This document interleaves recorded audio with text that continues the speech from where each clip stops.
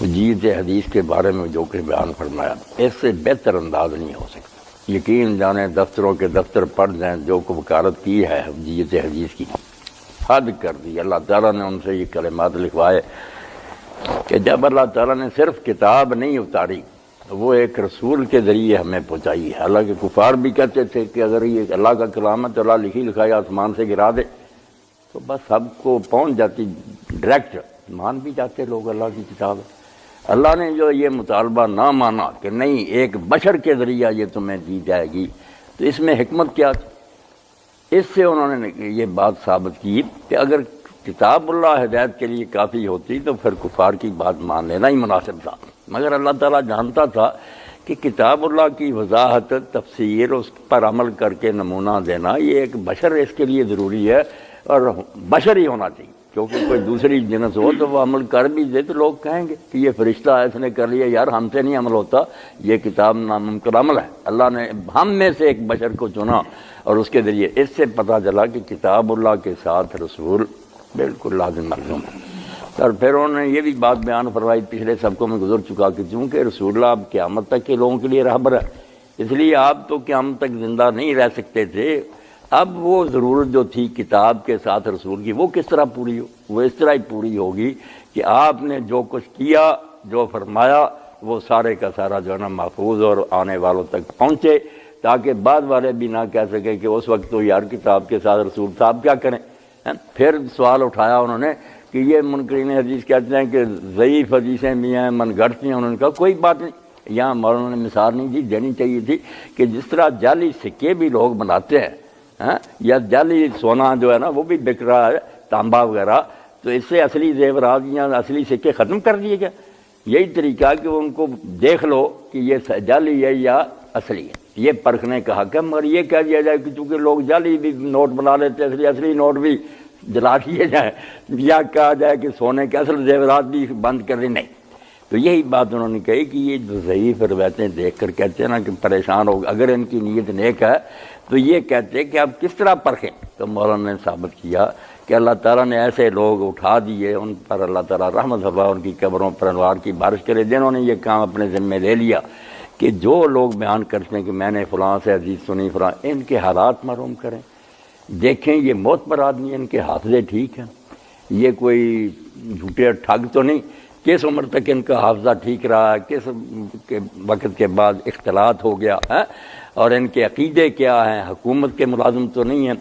ساری چیزیں پرکھ پرکھا کر دفتروں، ہزاروں لاکھوں آدمیوں کے حالات ہمیں بتا دیے کہ اس کے شاگرد ہیں، اس کے آگے یہ شاگرد ہیں، یہ اس کے خیالات ہیں، سب کھرا کھوٹا سا ہمارے سامنے آ گیا۔ تو اب مولانا کہتے ہیں اس محنت سے فائدہ اٹھاؤ، اب بھی جو چیز پرکھنی لاؤ، کوئی روایت اسی وقت سارا آپ کچا چٹھا آپ کے سامنے رکھ دیں گے، پتہ چل جائے گا۔ اور اس کے لیے صرف راوی نہیں پرکھے گئے، اس کے ساتھ درایت بھی دیکھا گیا کہ یہ بات دین کے ساتھ میل بھی کھاتی ہے، قرآن کے خلاف تو نہیں، رسول اللہ کی باقی حدیثوں کے خلاف تو نہیں، امت نے جو فیصلے کیے اجماع ان کو تو نہیں برباد کر دی۔ درایت وہ کہتے ہیں جیسے جج گواہوں کے بیان سن کر نہیں، وہ پھر جانچتا ہے پوری طرح کہ یہ بات ان کی بنتی بھی ہے۔ اور ایک سوال جو یہ اٹھاتے رہتے ہیں نا کہ نہیں اس سے زیادہ خیال ہی پیدا ہوتا نا، شاید حضور نے فرمایا ورنہ ایک دو راوی کتنے بھی معتبر ہیں ہم قسم تو نہیں اٹھا سکتے۔ بات ٹھیک ہے واقعی کہ جو ہم حدیث کو صحیح کہتے ہیں یا ضعیف کہتے ہیں، یہ امام شوکانی بھی مانتے ہیں، دوسرے لوگ بھی مانتے ہیں کہ جس کو ہم صحیح کہتے ہیں وہ ہم نہیں کہہ سکتے کہ ضرور صحیح ہے، نفس الامر میں کوئی پتہ نہیں صحیح ہے کہ نہیں، مگر ہم پابند ہیں کہ جو ہم تک پہنچا ہے ہم اس کے پاس صرف مکلف ہیں، علم غیب کے مکلف نہیں۔ جس کو ہم ضعیف کہہ رہے ہیں ہو سکتا ہے وہ صحیح ہو، ہر وقت کوئی آدمی جھوٹ تو نہیں بول رہا، شاید رسول اللہ نے فرمائی ہو، مگر دنیا میں جو اللہ تعالیٰ نے دستور راج کیا، مولانا نے قرآن مجید کو پھر سامنے رکھا کہ قرآن مجید کب یقینی باتوں پر فیصلے کرتا، دو آدمی آ کر گواہی دے دیتے ہیں کہ اس نے قتل کیا، جج ہر طرح تسلی کرتا ہے، مگر وہ اگر ہوشیار ہوں گواہ کسی طرح بھی پکڑے نہ جائیں، ہوں جھوٹے بھی، تو جج تو بیچارہ مجبور ہے۔ قرآن کہتا ہے کہ وہ مسلمان کا خون جس کی وجہ سے آدمی دوزخی ہو جاتا، جج کو کرنا پڑتا، حالانکہ وہ گواہی ظنی ہے، گمان ہی ہے کہ شاید ایسا، یقین قسم تو نہیں کوئی اٹھا سکتا جج کہ واقعی ان سے مجھے یقین ہو گیا۔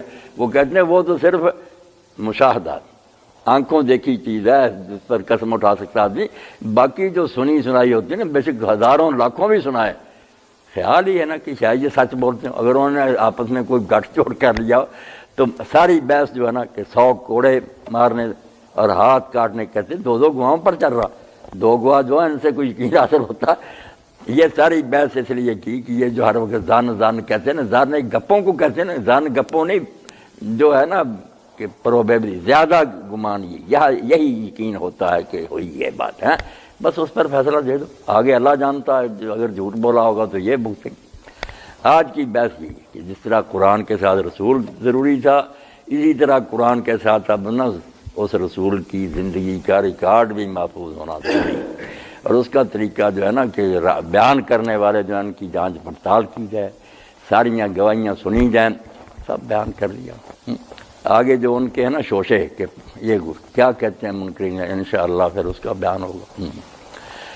تو کریں اس بات میں کوئی سوال جو کرنا. ہاں ہاں بالکل ٹھیک.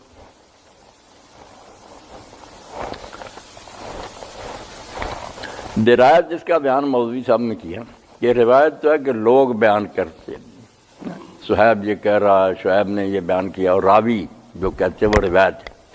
ان کو جہاں تک پرکھا جا سکتا تھا کہ ان کے حالات معلوم کیے جائیں، ان کے سچے جھوٹے، یہ سارا سلسلہ ہے روایت کا. جو ہے اس میں بیان ہوئی بات، ایک تو نا کہ میں نے فلاں سے سنا، جس کو سند کہتے ہیں. آگے ہے پھر متن کہ اس نے بات کیا بیان کی ہے. جیسے لڑی چلی جائے گی کہ امام بخاری کہیں گے مجھے یہ حمیدی نے سنایا، اس نے فلاں سے سنا. ابو ہریرہ کہتے ہیں رسول اللہ نے فرمایا.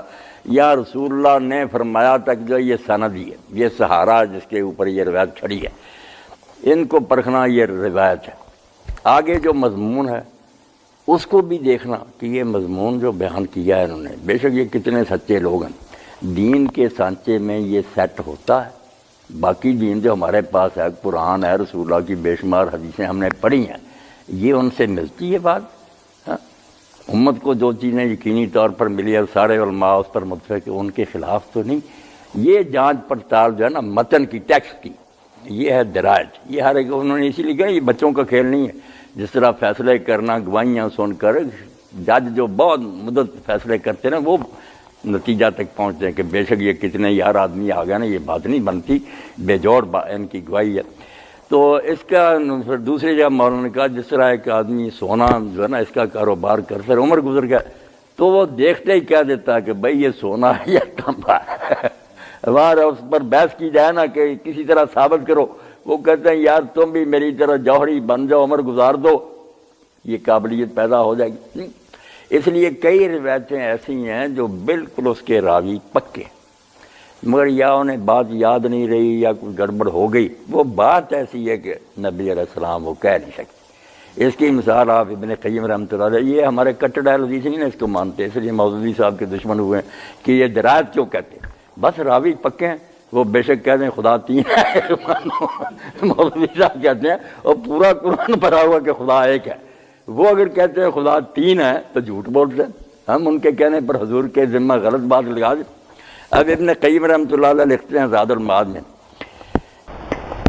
کہ یہ حدیث جو ہے کہ اگر آدمی کسی عورت سے یا مرد سے عشق کرے مگر وہ پھر رہے بالکل پاک دامن، بدکاری نہ کرے، اسی پر اس کو موت آئے تو وہ شہادت کی موت ہے. یہ لکھا انہوں نے، عاشقہ کا لفظ لکھا.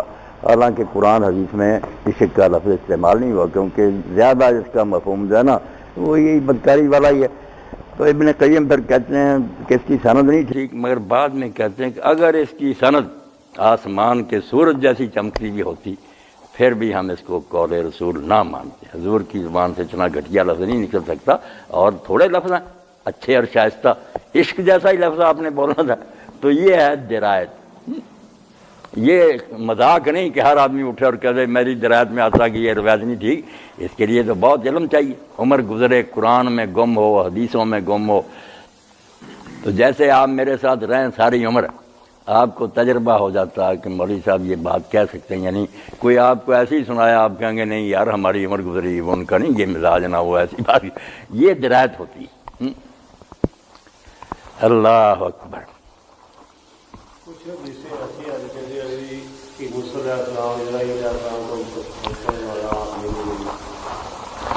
ان لوگوں نے نا پچھلے بھی ہمارے جو تھے کچھ ایسے لوگ تھے منکرین حدیث، تو اس دور میں پیدا ہوئے جو کہتے ہیں حدیث ساری صحیح غلط ساری دریا برد کرو. یہ تو ایک گروہ نا، پہلے ایسا کوئی نہیں تھا. سارے جو لوگ تھے کتنے فرقے تھے نا، معتزلہ تھے، خوارج تھے، شیعہ تھے، سب وہ مانتے تھے قرآن کے ساتھ اللہ کے رسول کی باتیں بالکل برابر کی حیثیت رکھنی ہے، صرف پرکھنے میں فرق تھا. تو معتزلہ جو تھے نا وہ ریشنلسٹ تھی، عقلیت پسند زیادہ تھے. یہ درایت بہت اس پر زور دیتے تھے کہ یہ بات نہیں سیٹ ہوتی، اس لیے کئی حدیثوں کے عقلیت پسند گروہ تھا. عالم بڑے تھے، وہ چھوٹے عالم نہیں تھے، مگر ان جیسے نہیں تھے پرویز جیسے کہ عربی بھی نہیں پڑھنی آتی تھی. جب صدر ایوب کے زمانے میں کروکی میں ہوا نا، پنجاب یونیورسٹی کا 126 اسکالر آئے تھے، بہت دنیا کے چوٹی کے لوگ.